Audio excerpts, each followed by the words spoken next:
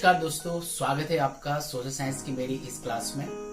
कक्षा 10 social science का आज हम चैप्टर का तीसरा भाग लेंगे, rise of nationalism in Europe. Europe में राष्ट्रवाद के उदय का तीसरा भाग। इससे पहले मैं अपने 2 वीडियो के माध्यम से आपको भाग पहला और दूसरा प्रस्तुत कर चुका हूँ। मुझे आशा है कि आपको वो भाग जरूर पसंद आएंगे। दोस्तों, ये भाग यदि आपको पसंद आता है मेरी प्रेजेंटेशन, तो जरूर इस चैनल को सब्सक्राइब कीजिए और कमेंट सेक्शन में अपना डाउट लिखना ना भूलें, क्योंकि आपके सजेशन पर मैं इन वीडियोस को और बेहतर से बेहतर बनाने का प्रयास करूंगा, जिससे कि ये बोर्ड एग्जाम के पॉइंट ऑफ व्यू से आपको काम आ जाए। तो चलिए दोस्तों, आज हम भाग 3 में देखते हैं। भाग 3 का हमारा पहला पॉइंट रहेगा यूनान में स्वतंत्रता का संघर्ष। दूसरा है रूमानी कल्पना और राष्ट्रीय भावना। तीसरे पॉइंट में हम देखेंगे भूख, कठिनाई और जन विद्रोह। और चौथे भाग में हम देखेंगे उदारवादियों की क्रांति और फ्रैंकफर्ट संसद। अंतिम भाग में हम देखेंगे महिलाएं और क्रांति। तो दोस्तों, प्रारंभ करते हैं आज का ये तीसरा भाग। जैसा कि आप मैप में देख सकते हैं कि यूरोप के दक्षिण पूर्वी भाग में यूनान एक देश था। 18वीं शताब्दी के मध्य में यह ओटोमन साम्राज्य के अधीन था। ओटोमन तुर्क ज्यादातर मुस्लिम थे और यहाँ के निवासी ईसाई थे। इन लोगों पर काफी अत्याचार होते थे। तो राष्ट्रवादी लहर का पहला, जिसे हम कह सकते हैं, एक्सपेरिमेंट हुआ, वो हुआ यूनान में। यूनान में बड़ी मात्रा में स्वयंसेवकों ने हिस्सा लिया। आखिर यूरोप की उनके साथ में भावनाएं जुड़ी हुई थी और अंततः 1832 में कुस्तुनतुनिया की संधि, जिसे इंग्लिश में कॉन्स्टेंटिनोपल की ट्रीटी कहा जाता है, के माध्यम से यूनान को एक स्वतंत्र देश घोषित कर दिया गया था। आप मैप में देख सकते हैं कि अभी तक यहाँ पर ये ओटोमन साम्राज्य के अधीन रहा था। आगे जाके हम देखेंगे कि इसी यूनान से काफी देशों ने प्रेरणा भी ली। दोस्तों, अगला टॉपिक हम देखते हैं रोमानी कल्पना और राष्ट्रीय भावना। ये रोमानी कल्पना क्या थी? ये जो करीब 1-1.5 पेज का सेक्शन है, थोड़ा सा कंफ्यूज करता है। देखिए, रोमानी कल्पना कुछ नहीं होती। रोमानीवाद का मतलब क्या होता है कि सांस्कृतिक आंदोलन, आप इसको ले सकते हैं। रोमानीवाद का मतलब जब कल्पना में कोई व्यक्ति कुछ सोचता है और उससे अपने आप को अटैच करके, अपने आप को उसके साथ में जोड़कर एक गर्व की अनुभूति महसूस करता है, वो होता है रोमानीवाद। तो इसी प्रकार जो रोमानीवाद के विचारक थे, उन्होंने कहा कि यूरोप में यदि राष्ट्रवाद को बढ़ाना है तो लोगों के बीच में एकजुटता की भावना पैदा करनी पड़ेगी। और ये एकजुटता की भावना पैदा होती है समान संस्कृतियों के माध्यम से। तो हम कह सकते हैं कि रोमानीवाद एक ऐसा ही सांस्कृतिक आंदोलन था। आगे हम देखेंगे कि रोमानी लेखकों और कवियों ने भी विज्ञान के स्थान पर भावनाओं पर जोर दिया। उन्होंने कहा कि भाई सामूहिक विरासत की अनुभूति और एक सांस्कृतिक अतीत को राष्ट्र का आधार बनाना चाहिए, जिससे कि लोग जुड़ के रह सके। देखिए, तलवार के बल पे आप केवल क्षेत्र जीत सकते हैं, लेकिन देश बनाने के लिए लोगों के अंदर भावनाएं जागृत करनी पड़ेगी।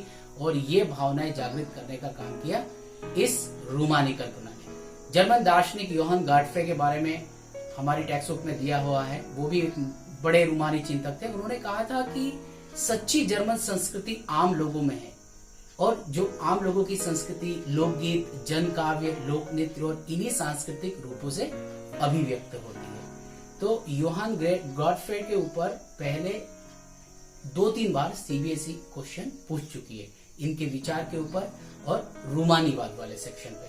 तो प्लीज इसको समझिएगा, इसको देखिएगा। आपकी टेक्स्ट बुक में भी एक बार इसको रेफर कर लीजिएगा। तो ये चैप्टर में ज्यादा कंफ्यूज होने की जरूरत नहीं है। बड़ा सा सिंपल सा ये टॉपिक है, रोमानी कल्पना और राष्ट्रीय भावना। लेकिन इससे जुड़े हुए जो सवाल आते हैं तो प्रायः हम उसको एक्सप्लेन नहीं कर पाते। तो आप कह सकते हैं कि एक प्रकार का सांस्कृतिक आंदोलन था। मतलब लोगों को संस्कृति के आधार पर एकजुट रखने का प्रयास किया गया, जिससे कि राष्ट्रवाद की भावना उनके अंदर जागृत हो सके। तो राष्ट्रवाद यही चीज थी।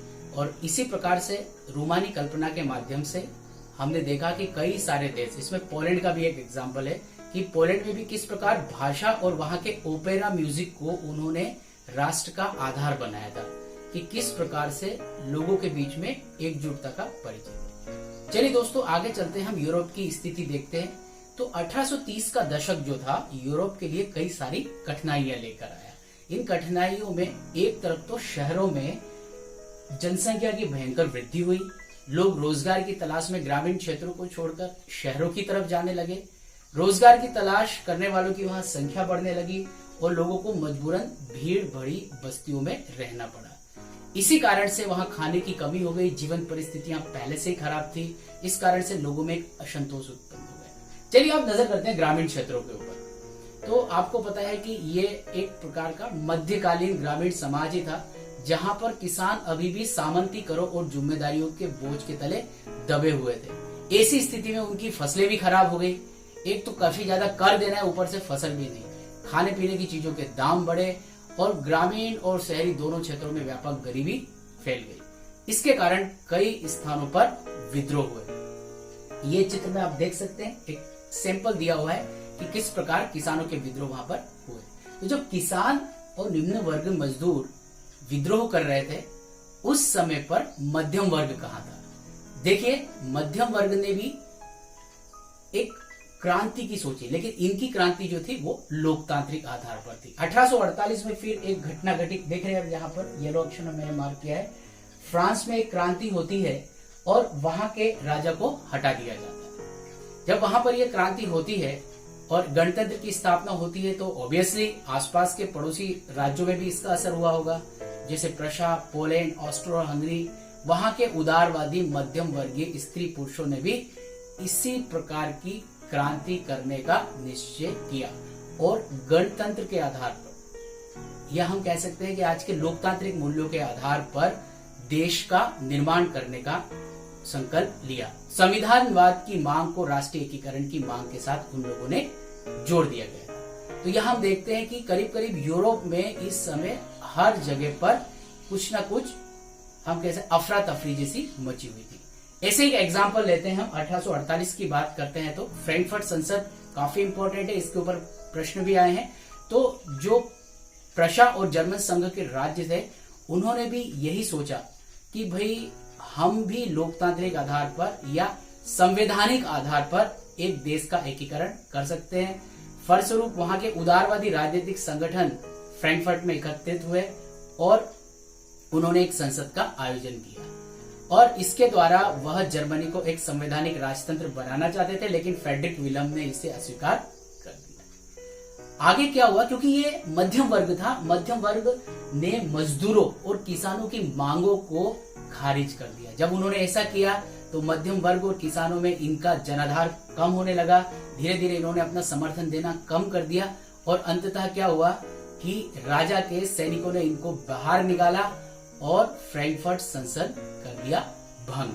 तो इस प्रकार यह हम कह सकते हैं कि जर्मन यूनिफिकेशन का एक प्रयास था और यह प्रयास फ्रैंकफर्ट संसद के भंग होने के साथ ही समाप्त हो गया। तो ये एक काफी इंपॉर्टेंट था कि भाई जब आप अपने समर्थन देने वाले लोगों को उनकी मांगों को नहीं मानते हैं तो डेफिनेटली कहीं ना कहीं वो भी रिवॉल्ट करते हैं। तो यहाँ पर एक एग्जाम्पल दिखता है कि किस प्रकार मध्यम वर्ग और निम्न वर्ग के बीच में एक अलगाव की भावना हुई, एक अलग होने की भावना हुई, जिसके कारण उन्होंने अपना जनाधार खो दिया। राजतंत्रवादी समर्थक शक्तियां वापस से वहां पर एक्टिव हो गई थी, तो उन्होंने उसको भंग कर दिया। अब हम देखते हैं महिलाएं और उदारवादी क्रांति। देखिए 50% आबादी की बात है। हमने देखा था कि 1789 में फ्रेंच रेवोल्यूशन हुई थी, लेकिन महिलाओं को उनके अधिकार नहीं मिल पाए। उन्हें एक पैसिव सिटीजन या निष्क्रिय नागरिक की श्रेणी में रखा गया। तो इन सभी क्रांतिकारी घटनाक्रम में महिलाओं ने भी अपने संगठन स्थापित किए, अखबार शुरू किए, राजनीतिक बैठकों और प्रदर्शनों में शामिल हुई। उसके बावजूद उन्हें कोई राजनीतिक अधिकार प्राप्त नहीं हुए। फ्रैंकफर्ट संसद में केवल उनको दर्शकों की हैसियत से आमंत्रित किया गया था और केवल दर्शक दीर्घा में ही खड़े होने का स्थान दिया गया। ये मैप दिख रहा है आपको, इस मैप के ऊपर वो जो ऊपर वाली दर्शक दीर्घा दिख रही है, उस दर्शक दीर्घा के अंदर इन महिलाओं को स्थान दिया गया है। नीचे आप देख सकते हैं कि किस प्रकार से वहां पर ये जो मध्यम वर्ग है ये बैठे हुए हैं और इसके ऊपर चर्चा कर रहे हैं। तो हम देखते हैं कि महिलाओं ने इन क्रांति के कई सारे घटनाक्रमों में काम किया, लेकिन उनको वो अधिकार प्राप्त नहीं हो पाए। चलिए हम यहाँ पर दो विचारक हैं, उनके विचारों को जानते हैं कि उस समय महिला अधिकारों के बारे में वह क्या सोचते हैं। यहाँ पर एक विचारक है कार्ल वेल्कर साहब। कार्ल वेल्कर जो थे वह फ्रैंकफर्ट संसद के एक निर्वाचित सदस्य थे। उन्होंने कहा कि भाई महिला और पुरुष के अधिकारों की समानता की बात करना ही बेमानी है। उन्होंने कहा भाई पुरुष बलिष्ठ है, वह बुद्धिमान है और घर के बाहर की जितनी भी जिम्मेदारियां हैं वो सारा का सारा पुरुष के कंधे पर होती है। तो उन्होंने कहा कि भाई इस प्रकार दोनों के समान अधिकार करीबी नहीं हो सकते। दूसरा एग्जाम्पल, उन्होंने ये भी बताया कि भाई पुरुष है और महिलाओं को पुरुषों की सुरक्षा की भी आवश्यकता होती है। वह देखभाल करता है, परिवार का भरण पोषण करता है। तो इसलिए इस मेल मिलाप से उनको ऐसा लगता था कि पुरुषों की गरिमा या समाज की गरिमा समाप्त हो जाएगी। अगला हम देखते हैं लुइसे ऑटो पीटर्स। लुइसे ऑटो पीटर्स एक महिला थी, एक राजनीतिक कार्यकर्ता थी और एक नारीवादी आंदोलन की वो प्रणेता थी। उन्होंने एक बहुत अच्छा सा आधार दिया। उन्होंने कहा कि स्वतंत्रता जो होती है वो अविभाज्य होती है। अविभाज्य मतलब जिसका बंटवारा नहीं कर सकते। फ्रांसीसी क्रांति के बाद जो मानव अधिकारों का घोषणा पत्र था उसमें भी यही लिखा था। उन्होंने कहा कि यदि आधी आबादी को स्वतंत्रता देंगे और आधी आबादी को आप गुलाम रखेंगे तो ये कभी भी पूरा नहीं हो सकता। चलिए दोस्तों, आज हम इतना ही देखेंगे। भाग 4 में हम देखेंगे जर्मनी, इटली और ब्रिटेन का एकीकरण, राष्ट्र दृष्टि की कल्पना और सबसे इंपॉर्टेंट इसमें है बालगन या पूर्वी समस्या। तो ये मेरा जो भाग 4 है ये काफी इंपॉर्टेंट होने वाला है, क्योंकि इस भाग 4 से पिछले कई वर्षों में हमने देखे कि सवाल सबसे ज्यादा यहीं से पूछे जाते हैं। तो दोस्तों, यदि आपको ये मेरा प्रेजेंटेशन पसंद आया हो तो प्लीज मेरे इस चैनल को लाइक कीजिए, सब्सक्राइब कीजिए और शेयर कीजिए, जिससे कि ज्यादा से ज्यादा स्टूडेंट इसका लाभ उठा सके। Thank you.